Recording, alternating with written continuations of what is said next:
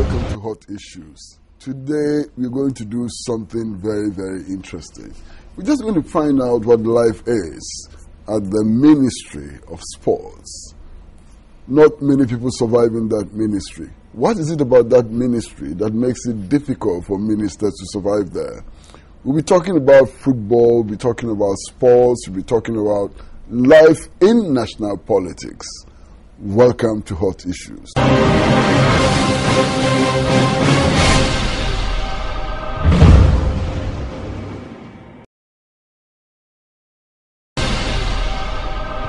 Hello and welcome to Hot Issues, and today we are talking sports.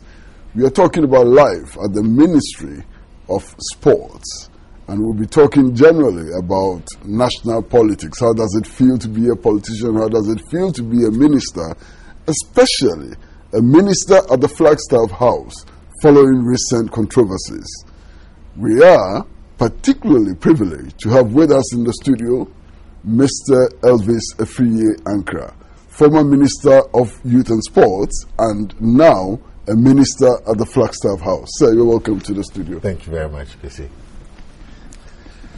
Ministry of Youth and Sports, how is it like? How does it feel to be in that ministry? It is a very intense ministry.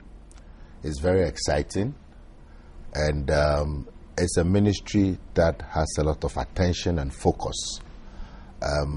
Unlike other ministries, with the Ministry of Sports, you have every radio station has at least 2 or 3 sports programs a day. Every TV station has at least 2 or 3 sports programs a day. Every newspaper has a sports column, not to talk about new media, social media, and the various websites. So it's a ministry that attracts a lot of attention. Secondly, it's a ministry that you don't need so much expertise to comment on it.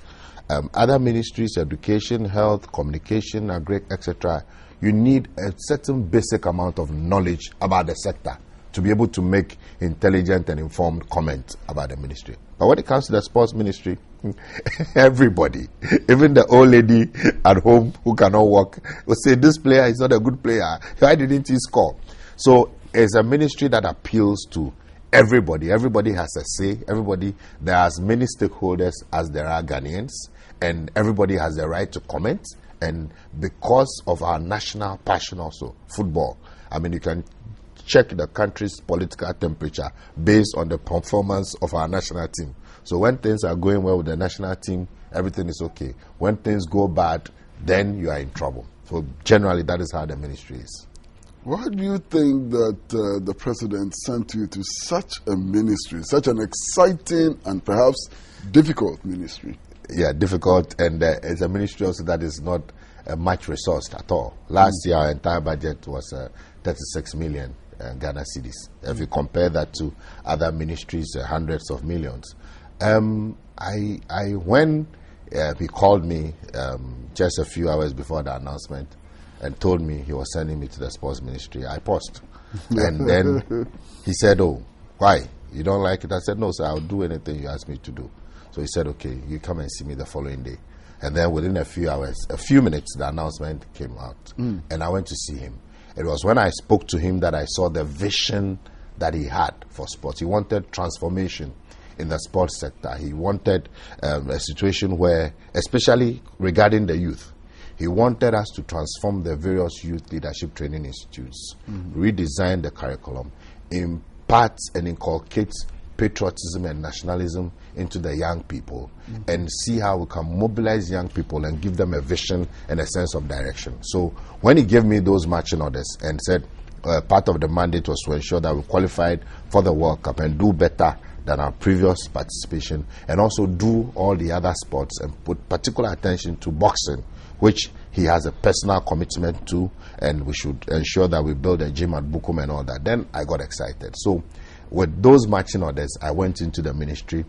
Before I went there, all kinds of people were saying all kinds of things. There were mafias there, and we should pray, and there are traps there. As a matter of fact, I didn't see any demons there. I didn't see them. I tried to bring everybody on board. I met all the stakeholders.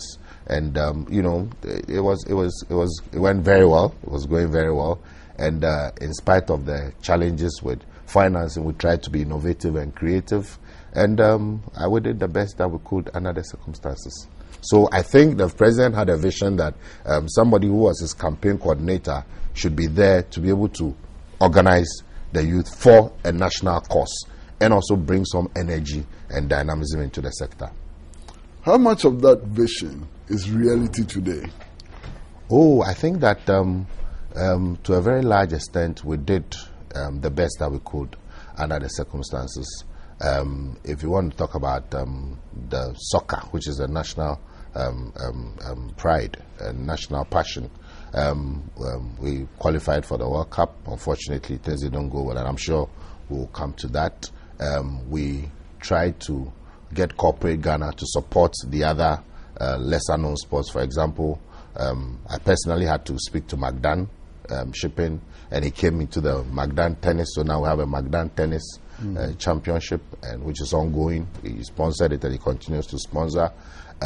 We tried, even though we didn't have money, we tried to motivate and encourage the other sports. For instance, I had a number of meetings with the swimming association and had lunch with them at my own expense just to motivate them. And incidentally, that year they won a record number of medals, and the various other sports were in the process of getting land to build the gym for Bukum, which is something I'm very much committed to because it was a promise by the president, and I believe that the new minister, Dr. Mustafa, will take it up. So, yes, in spite of the challenges, we tried to do our best. The local Black Stars, for instance, went to the Chan tournament and they almost won the cup. We again lost by penalties, and a few of the other sports. You know, it's a challenge, but what we were trying to do was to do a rebranding, and then more importantly, the sports bill. You know, this was something that we had worked on. It had been on the drawing board for so many years, and we worked on it. It went through various stakeholder conferences, and then it went to cabinet. And I know that at this time it's before Parliament, I believe, I hope so. And in that bill, we tried to create a funding mechanism because we recognize that funding was a major challenge to the development of sports, especially the other sports. I mean, there's a limit as to how much government can put into sports.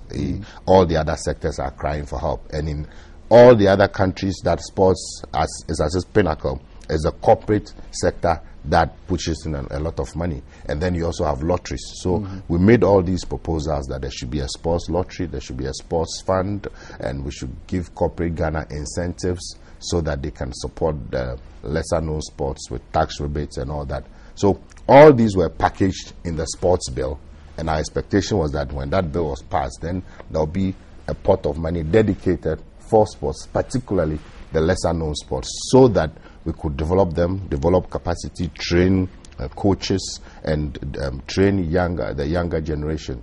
And that is where we got to. But GYEEDA was also on your plate. GYEEDA was a major challenge. I got into office, and I was preparing to go to Parliament to go and defend our budget. We had asked for 100+ million, and Ministry of Finance had approved 50-something million. And then in the course of the preparations, it came to my attention that we had overspent the previous year by some 200+ million. And I found out, and it was from the GYEEDA. And so I was alarmed because I was going to face Parliament. How was I going to justify this? So in probing further, I got to know that it was from GYEEDA. So naturally, I went to report to my boss that this is what I found out. And he was also very alarmed that, you know, it wasn't as if the money had been stolen, that people had taken the money. That's initially? No, yes. And but what happened is that they had overspent. They had recruited more people than they should have, or they got approval for, or was budgeted for. And the nature of the contracts, to put it mildly, were loose. So it created loopholes.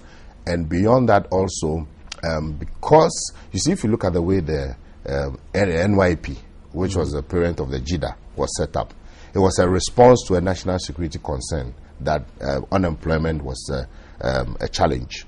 And so it was set up in an ad hoc manner by the then Kufuor administration. They meant well, but there were no systems in place, no structures in place, no clearly defined sources of revenue. So it was a very ad hoc, project.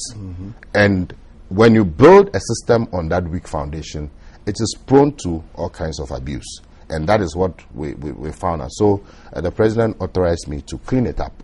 And so we set up an independent committee made up of people from Ernst & Young and lawyers and accountants, very independent people.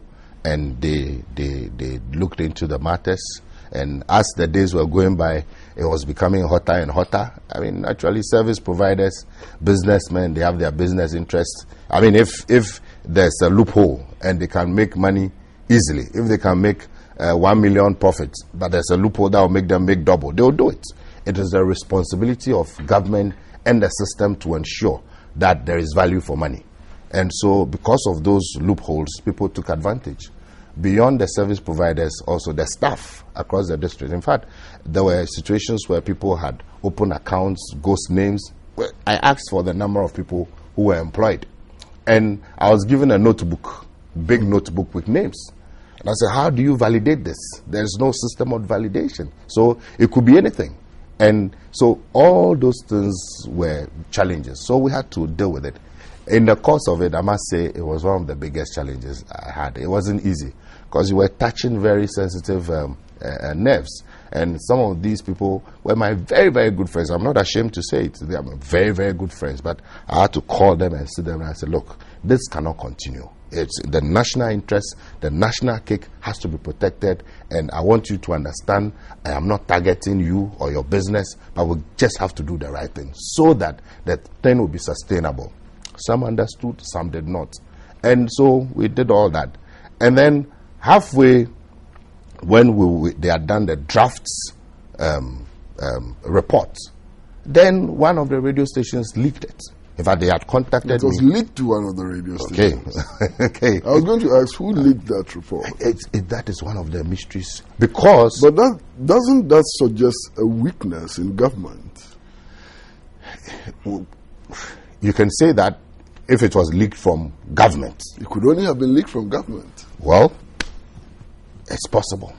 But I don't know, because I had the reports. I wouldn't leak that. It doesn't make sense. No, but you had submitted it to the president. Yes, I submitted it to the president. Within a few days, it was leaked. But it wasn't the whole report which was leaked. Yes, the drafts and certain portions of it. Portions which appear to be adverse to Zoomlion. Exactly.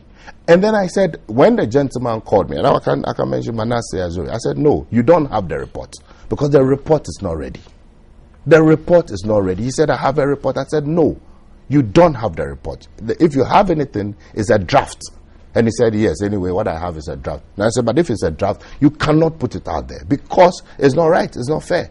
There are people who were in the process, you do a draft report and then you ask people for their views and input before you do a final report. So don't put it out. It is not right. And I even told him, look, when you do that, you're going to jeopardize my political life because it's not fair. And then he started dropping it, and then he leaked it. So it created a big communication problem for us because... Did government ever investigate to find out how that draft report was leaked? I don't know. Shouldn't you have been interested in finding out why it was leaked? Especially as it was very clear that whoever leaked that report had an axe to grind with Zoomlion. Oh yes, so I was so devastated because we were doing something very professional. We wanted to do things properly. That's why we got an independent body and we the reports consistently and everything. Wanted to do things so well. I mean, not for the first time, but at least so people will have some confidence in governance. That look, not everybody is not interested in all these small fees, and so I was devastated and I reported to the authorities. I don't have the capacity to investigate, and I believe some investigation was done, but be that as it may, eventually we got a final report, and again then the president had to get a team together to look at it and issued a white paper, And you see, I can tell you that when you look at the GYEEDA reports and the recommendations and the consequential actions by the president, it is one of the most comprehensive actions that this president, or any president for that matter, has ever taken. And I can stick my neck out for that. One, all the contracts were suspended.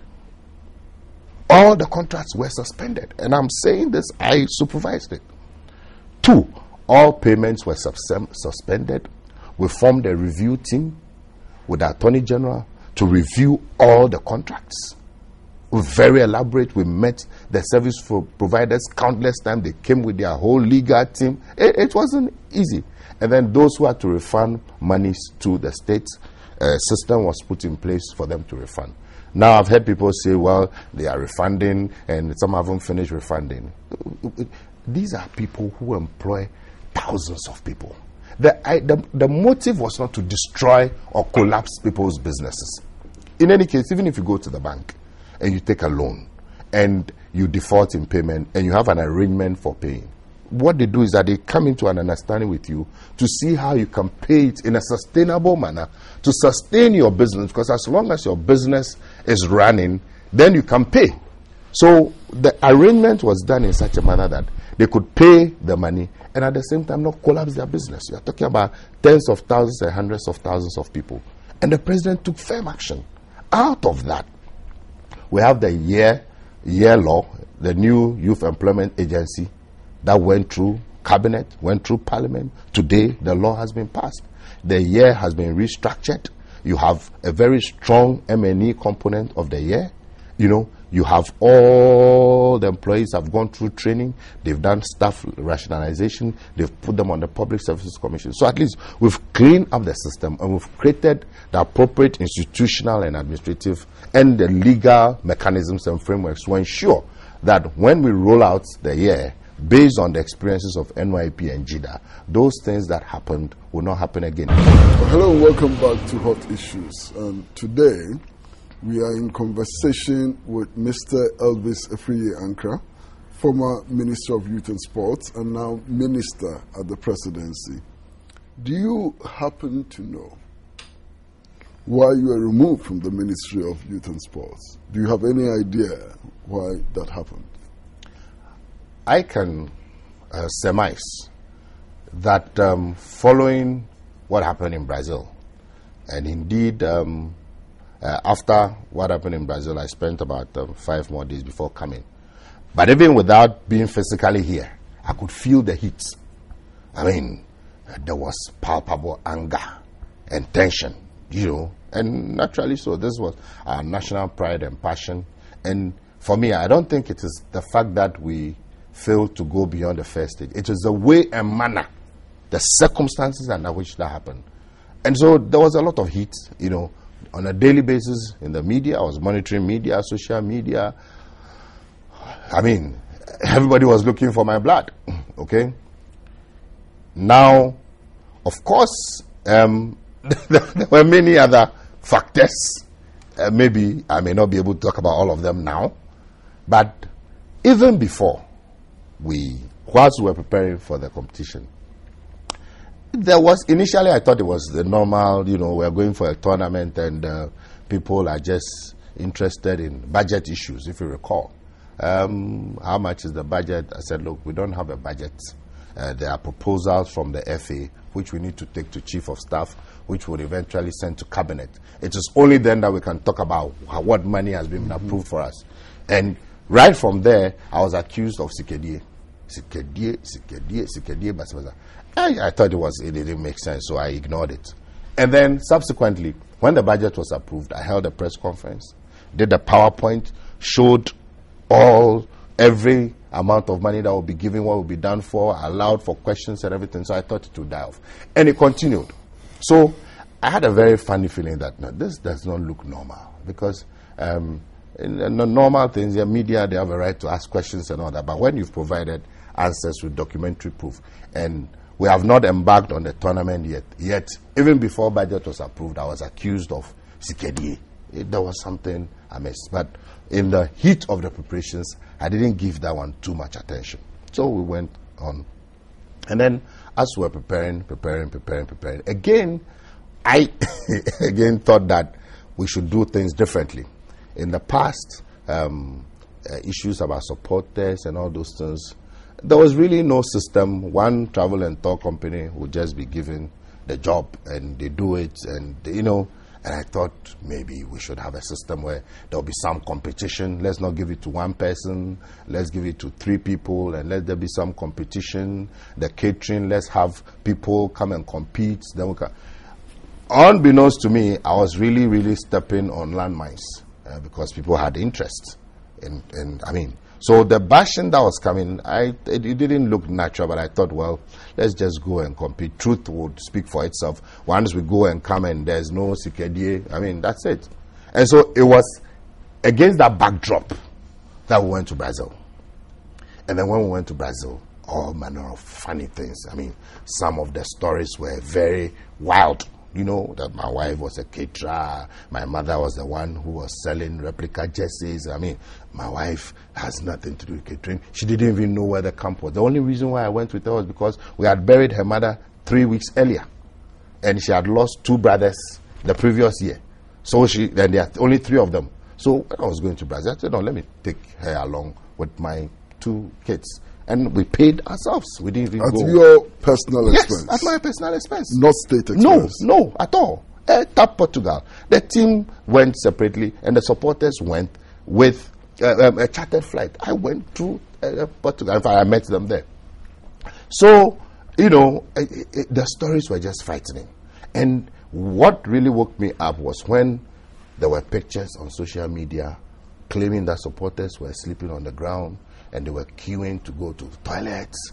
And I mean, that was when I realized that no, there was something that was going on. Because, so we asked the member of parliament for who was also the chairman of the sports committee, together with the ranking member who belongs to the opposition. They came to the camp. No, this was, he's with the PNC. Oh, okay. So they came to the camp, and they saw the conditions under which the supporters were living. Every room had a plasma TV, had their own bathroom, toilet. They had swimming pools. There were buses to take them out. They interviewed them. They said they were having fun. There was enough food. Instead of twice a day that they should eat, they were eating 3 times a day. Very good meals. I mean, we document a video. People. I remember very vividly. One guy said something in a can. I say ne okonfo to be asantifo na waye no na me kra me da ade beche no na broni na be papa me dem eto me mpa. I mean, that's how well we organized. And yet back home it was a different story. People will lie down and take. So I just knew that there was something. So in the midst of all that, and then added to that was the player revolt. Now there's a history to it. You know, when the FA consults with the players, okay, in 2006, they got 50,000 appearance fee for the first round, and then in 2010, they got 75,000. So this time, they said they wanted 100,000. If you recall, that was a time where we had a few issues with our dollars. Bank of Ghana had brought out, you know. So I guess with all these hula baloo about budget and all that, when we went to cabinet, I mean, cabinet took an informed position that, look, in the midst of the current circumstances, we cannot give you 100,000. We'll give you 82,500.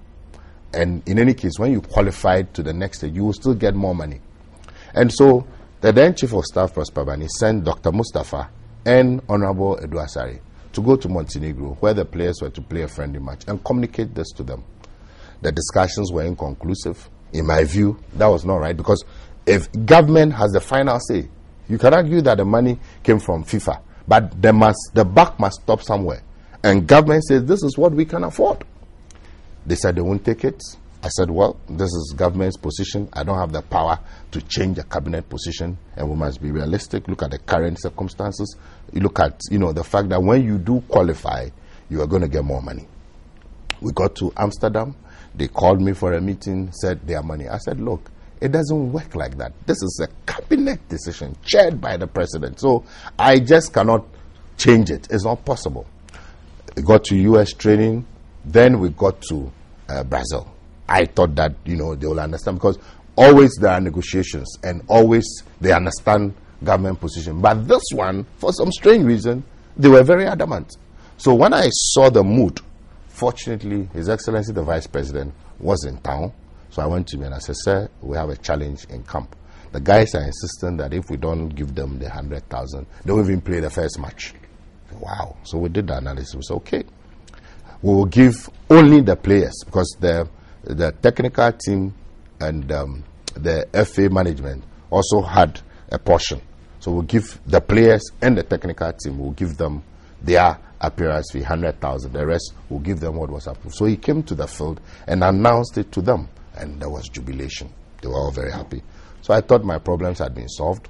We had an arrangement with Unibank that will pay the money electronically. So it was just a question of taking their data and sending it, and then they'll wire the money to them with their ATM cards. They can pick whatever money they wanted, because some of them had even been given ATM cards. Then the next stage of the drama started. They said they wanted cash. I mean, you see, I've handled all manner of crises in my life. I'm an organizer all my life from Legon, but it was very bizarre. We spoke, appealed to them. The president called them, spoke to the captain, spoke to Sule, spoke. I mean, it was just incredible. And I'm going to tell you, I just found out something 3 days ago, because I found it very weird that why would you insist, okay, you've gotten your 100,000, you want cash. They said in the previous tournaments they always had cash, and they've lost trust in us. If we wire, how can they be sure that it won't shortchange them? So they want cash. And like I said, I only found out recently that actually one of the players had gone to Unibank to take a loan of 100,000 even before the tournament. This got to me 3 days ago. So you see, the insistence on the 100,000 at all costs was because some of the players had already committed themselves that they were going to take 100,000, and they had gone to a bank to take their money in advance. I didn't know all this. So when they kept on insisting, then I started calling Ghana, called National Security, called whoever I had to call, and then it's okay. We arranged. I dispatched the chief director and the finance director.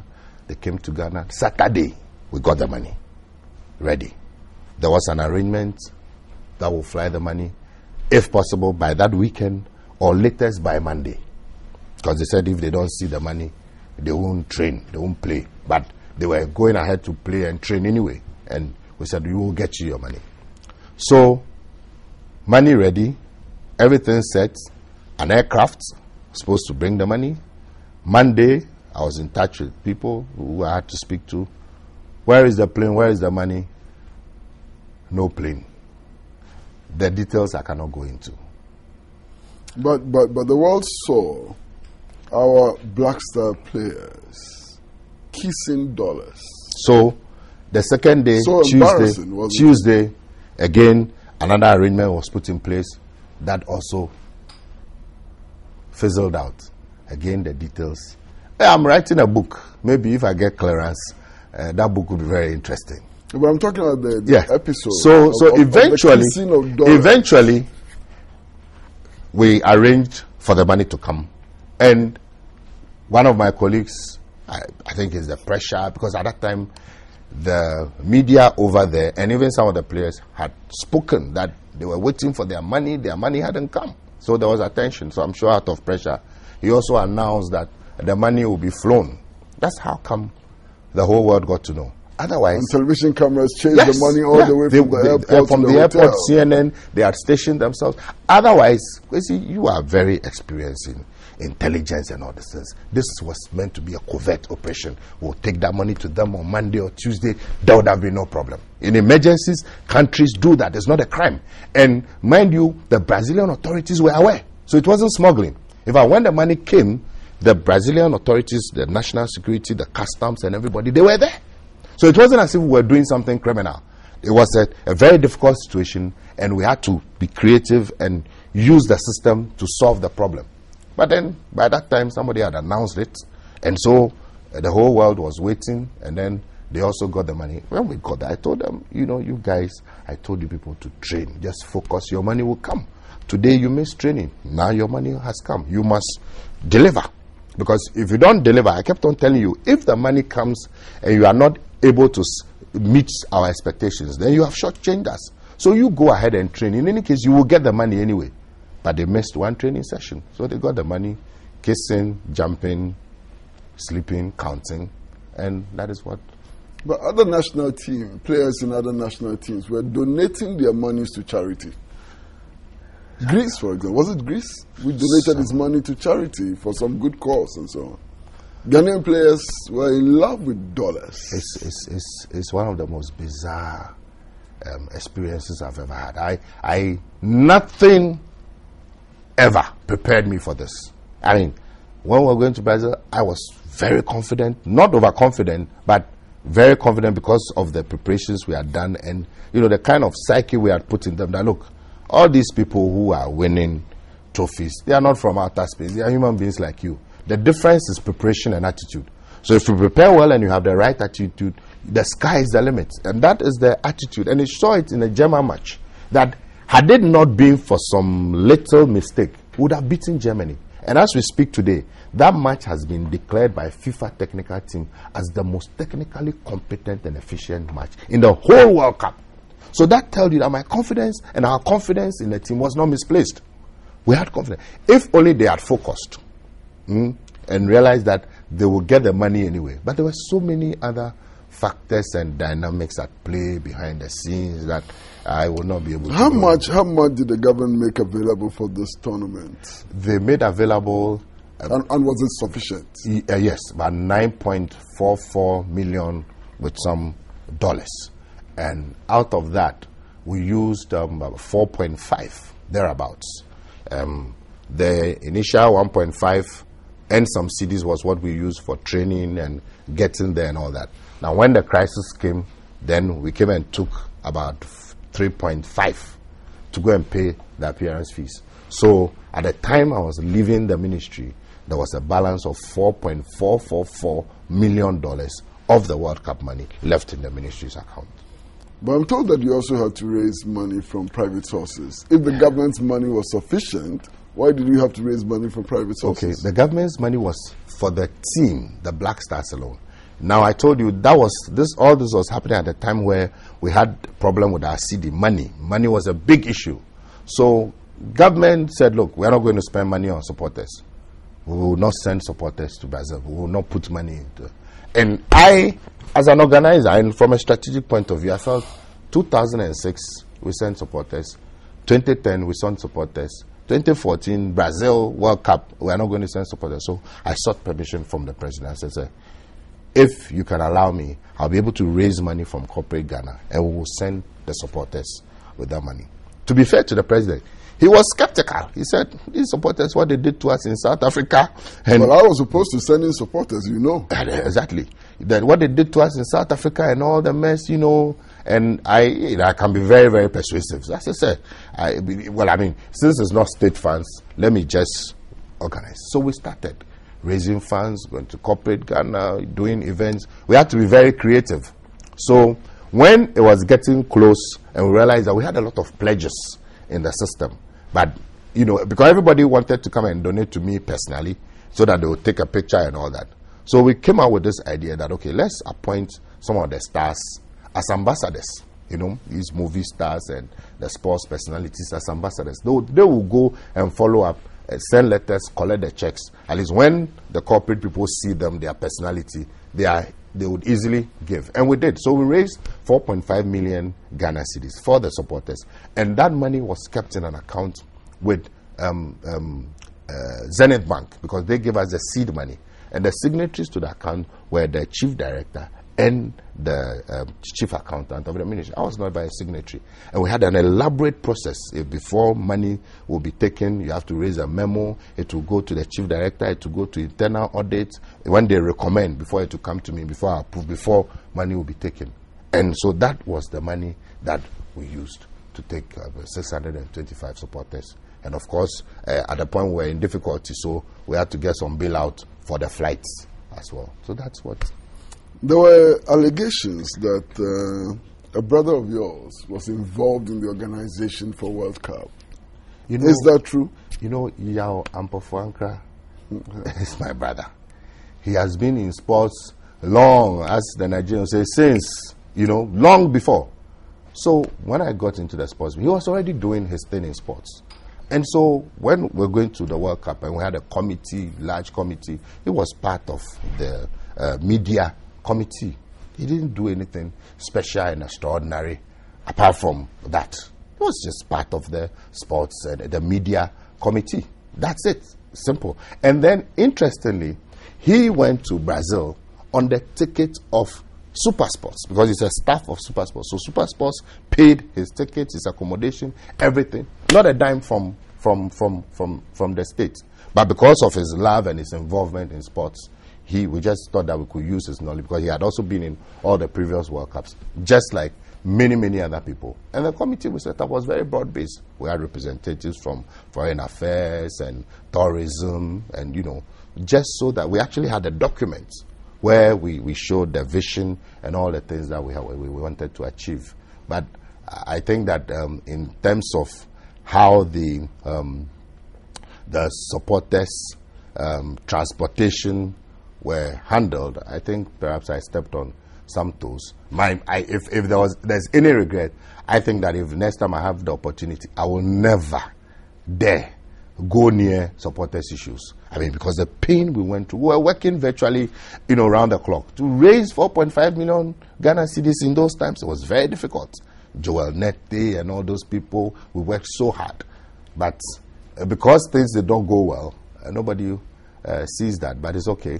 I will not go near supporters or try to organize supporters ever again, even if I come back. If you die and come back. The president, in his wisdom, set up a committee of inquiry into the World Cup, whatever. You appeared before the committee. Yes. What would you say about the committee and its work?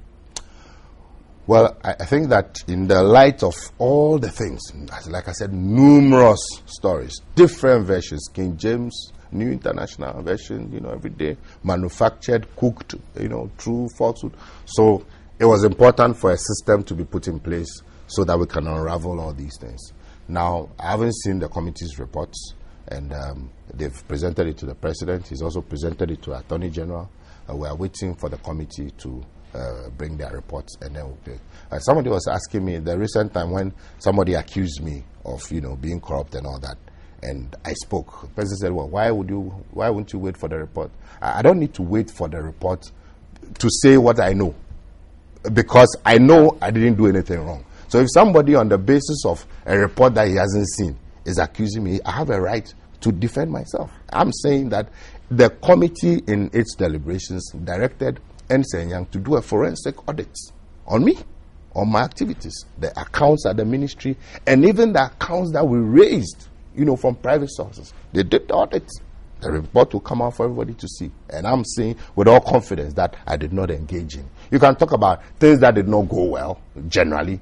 And because I was the leader, in a way, you take responsibility. But that is different from saying that somebody was corrupt or stole government money. No, it never happened. And that point I want to emphasize, because people have taken advantage. I was hoping that I would just keep quiet and wait. But people have taken advantage and pouring out all kinds of invectives, and I'm not going to take that. So, we qualified for the World Cup. What do you think went into that qualification? I'm leading to a major question. What do you think went into the qualification? What are the factors which helped us to qualify? I think we're focused. First, we had gone twice, and we had to qualify for the third one. I recall when the FA went and drew Egypt, and they came back and they were briefing me. Said, Egypt, oh, it's terrible. I mean, Egypt. And I said, look, we're going to beat Egypt in Kumasi. We'll whap them. We'll wallop them. I recall later, Samaja was telling me he thought I was a bit crazy. But, we were prepared very well. We were confident, and there was teamwork. Everybody was ready to die a little for the team and the country. And then when we got to Brazil, even with all the difficulties, if you look at our match with Germany, you realize that the potential was there. But somewhere along the line, the focus on money and the delay in the money, that is what dissipated all our energies. There's a lot of passion around the choice of coaches for the national team, and a lot of people believe that it is time to have authentic Ghanaian coaches. We had Coach Appiah. What happened? Well, I think that he did the best that he could. He qualified us, and then we went to the World Cup. I don't think you can blame him solely for what happened. But I also think that there was a certain point where if he had taken some disciplinary action, you know, perhaps the level at which the lawlessness went could have been mitigated. There were a number of instances where the players were rude to him. And you can understand him. We are in a tournament, major tournament. He didn't want to create any problem. I think that some of the players took that to be a weakness, and so they misbehaved. Because under normal circumstances, even when there was a crisis with money, the coach should have the authority and say, look, you concentrate on the game, I'll take care of this. Now, they were misbehaving, you know, a number of times, and I don't blame him. I understood him. We've gone to Brazil. Haven't we been most unfair to Coach Appiah? We sacked him and brought a foreign coach. Haven't we been most unfair to Coach Appiah? Well, that is a matter which is open for debate. At the time that the decision was not taken, I was not involved, so I don't know all the factors apart from what I read. But given who you are and what you knew and so on, don't you think that would be very, very unfair to Coach Appiah? Well, I think that maybe it could have been handled better. But at the same time, too, I also think that, you see, when you are given a national team, okay, you must be able to exert some authority on the team. You know, Coach Appiah is a fantastic gentleman. Unfortunately, sometimes in this system, and you know human psychology, dealing with people, sometimes when you are too gentle, they think they can take you for a ride. And so we must balance those two, you know, perspectives. But I think he did well. He did his best. Welcome back to Hot Issues, and we are talking to Mr. Elvis Afriyie Ankrah, former Minister of Youth and Sports, and now a minister at the presidency, the Flagstaff House. So what do you do at the Flagstaff House? Is there anything to do at the Flagstaff House? Oh, yes. There's a lot to do. First of all ministers work to the Chief of Staff. And in the presidency, there are ministers of state who have been given various responsibilities. Honorable Rashid Pelpo, for instance, is in charge of private sector development. Honorable Comfort Doyo Gansa is in charge of social services. Honorable Azon is in charge of public sector reforms. So recently, Dr. Mustafa was in charge of the boards and all those, SADA and all those things. And so we have different responsibilities. Since I went, I've been assigned to work directly with the Chief of Staff's office. And so there's a heavy dose of work there. Of course, you know that I cannot go into details about all that we do, but that should give you an idea of... No, you're a public servant. You are serving the public. The public may know what you're doing. There's nothing wrong with that. Yeah, so that's what I'm saying, that I work... Or there are some things that you do there that we shouldn't know. If you handle confidential files, I can't put it out in the public domain. So I'm not talking about any bad things. Okay. So essentially, yeah, that's what I do. But it's a very busy office. We virtually run the presidency. There are many things that happen at the presidency that we do. But just to, maybe you haven't asked the question, but to put it in perspective. No, that's my next question. My next question is actually whether the Flagstaff House is or has become a haven for corrupt and thieving ministers.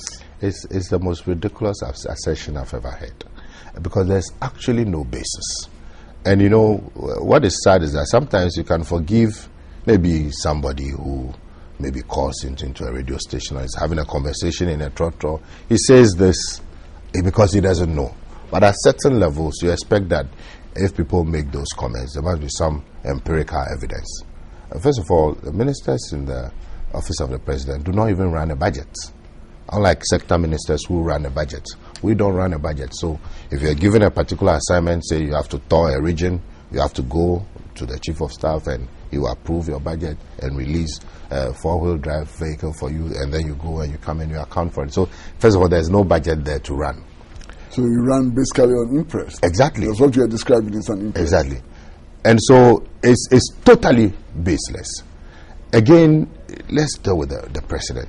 I mean, I think that corruption is a major issue in this country. And if we're going to deal with corruption, we must deal with it truthfully and dispassionately. We cannot say that everything is hang-ho, everything is fine. No, we know there are challenges. But this president has demonstrated a number of times of his commitment to dealing. And we just talked about GYEEDA. And I've told you of the tremendous efforts that were made dealing with the issue from the institutional perspective, from the administrative perspective, from the legal perspective, and then also prosecuting those that you think have gone foul of the law. That is, what else do you expect the president to do? We're in a democracy. When allegations are made, he must ensure that the institutions investigate. When there's a prima facie case against anybody, then they will proceed to court, and the person also has the right to counsel. The fact that they are in court also does not mean that they are guilty. The system must work. We talk about building institutions. That is an example. You fight corruption by putting in place the right institutional mechanisms. We saw with what happened with SADA. The whole board has been removed. There's a new management. New programs are being run. Okay, SUBA, a committee was put in place. It's being restructured. Today, as we talk about SIM fraud, SUBA played a critical role in resolving the SIM box issue. You talk about the national service. It was the president that directed the investigation to be done. And as we speak now, monies have been recovered. So, I mean, what would the president do again to show that he's committed to the fight against corruption? He's taking action. And if it is that anytime an allegation is made, then you should arrest somebody and throw him to the dogs, it doesn't work like that. Otherwise, allegations, and I have had experience, Chrissy, if it is about what is in the media, oh, I didn't know that people can cook, manufacture, and they will cook the food and put spices on it and serve it and garnish it. I didn't know. So you can't just jump on allegations that have been made in the media and determine that, oh, this person is corrupt and this person is corrupt and therefore he must be hanged. When allegations are made and there's a prima facie case, you establish a system to go into it, and then you move to the next stage of doing a criminal investigation, and then when there's a basis, you proceed to court. That is how we fight corruption. So I don't think it's fair. In any case, one of the ways to enable governments or citizens to fight against corruption is to acknowledge when some effort has been made. Because yes, naming and shaming is one dimension of it. When people do wrong, they must be named and shamed. I support that. But when people also make the effort, you must also acknowledge that. Then politicians, public servants, citizens will know that when I risk my life, my time, okay, and that bribe that I should have collected, I don't collect it, and I stand on my grounds and do the right thing, I will be recognized. But if you do all this, and at the end of the day, it doesn't matter what you do, but for some political benefit or agenda, it will, no matter what you do, you are corrupt, then it serves as a disincentive. So we need to look at that thing very, very carefully. The presidency is not corrupt. But here you have Professor, and I mean Professor GYEEDA Ankrah, president of the Central University, alleging, in fact, did he allege? I think he made a categorical statement that reports of investigations into corruption are not actioned. Nothing happens when the reports are presented. Could he be that wrong? And we are talking about Professor GYEEDA Ankrah, who was Dean of Students, president of the Central University. You know, and for me, I was shocked. You know, that's what made me break my silence, because I said, you can forgive anybody else for saying anything, but professor, because in academia there are rules. And the rule of thumb is evidence. That's what they call evidence-based research. So if you're doing an academic presentation, an academic paper at such a forum where there are local and international participants, the least you can do is to present some evidence. But if you're going to base it on rumors and gossip and innuendo and anecdotes, then I'm sorry, you're not doing justice to yourself and to the public. Can we take some of the reports one by one? GYEEDA report. Has it been shelved? No. It's been made public. Actions have been taken. I've talked about major reforms. There's a legal regime, a new legal regime. It went through cabinet, went through parliament, was debated vigorously. It's been passed. That's total transformation. I've talked about administrative reforms. I've talked about a strong M&E system. I've talked about a system where they're going to pay the people by e-switch. I've talked about a situation where people are even facing prosecution. What else can you ask for? This is clear evidence of actions being taken. What else can you ask for? So where is his evidence? He should provide us with the evidence. I mean, because you can't make those statements and just go scot-free because, you know, you've probably heard it or something. There must be a basis. I'm saying that those statements had absolutely no basis. National Service Secretariat, what happened to the report of the BNI? What happened to the National Service Secretariat? The National Service Secretariat action is being taken. In fact, the director himself is in court. He's facing prosecution. Monies are being retrieved. I'm told that even one person committed suicide. What again can you do? What else do people expect the president to do? He instituted the investigation. Compare that to others who said they won't prosecute or investigate their own people because it might damage their government. So perhaps you get a feeling that, oh, is it because we decide that, look, if there's a prima facie case or something on an allegation and there's a basis and we investigate it and throw light on it and people get to know that this is what went wrong and we take corrective action, then we are the ones who are rather corrupt? Is that where we are heading to? I don't think it's proper. There were also allegations about things that weren't done properly in SADA. Allegations of corruption and so on. What has happened to SADA? As far as I know, all the management, they've been removed. There's a new board. They've restructured the entire SADA. In fact, Dr. Mustafa was in charge. Recently, they had a very successful fair in the northern region, and people who owed SADA, they've been asked to pay. So, again, actions have been taken. In all these cases, actions have been taken. The president just doesn't fold his arms. He initiates action, they look at it, and then they look at the merits of the case. The ones that require institutional reform, it is initiated. The ones that require legal reform, the ones that require prosecution is done. So, unless we say that any rumor that comes up, we should just go and catch the person and throw him in jail. It does not work like that. And you expect that people who, you know, profess democracy and rule of law would rather be going along those tangents. I understand that you were invited to this IEA forum. Yes, Professor Ankrah spoke. I was. What were you invited to do at the forum? Well, I mean, I got an email invitation that I should come and make an input. So I prepared a statement, and then I was out of the country. I came back that very day. So I asked a representative to go and represent me with directive that he should give a copy to Madame Jean Mensah, and also if he gets the opportunity, he should ask for the opportunity to speak, because I wanted to speak. From my perspective, at least, I've had some experience in dealing with GYEEDA, because in their invitation letter they cited GYEEDA as an example. And I said, well, I was a major player in GYEEDA, so if you want to hear the truth, I will come and tell you the truth.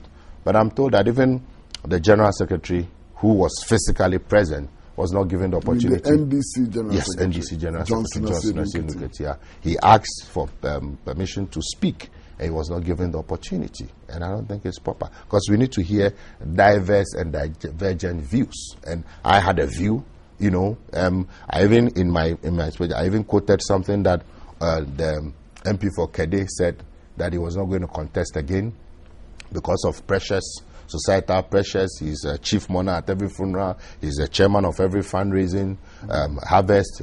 People asking for school fees. He even joked that very soon people will ask for their wives, because they are delegates who are going to vote. And I said, civil society does not feel comfortable dealing with those things. But those are the societal attitudes. People believe that once you're a politician, you must have a pot of money there and you should be able to give at any given. If we don't deal with those things, we will have a problem. Because our MPs, they may not tell you, I'm not going to contest for a seat, so I can say it.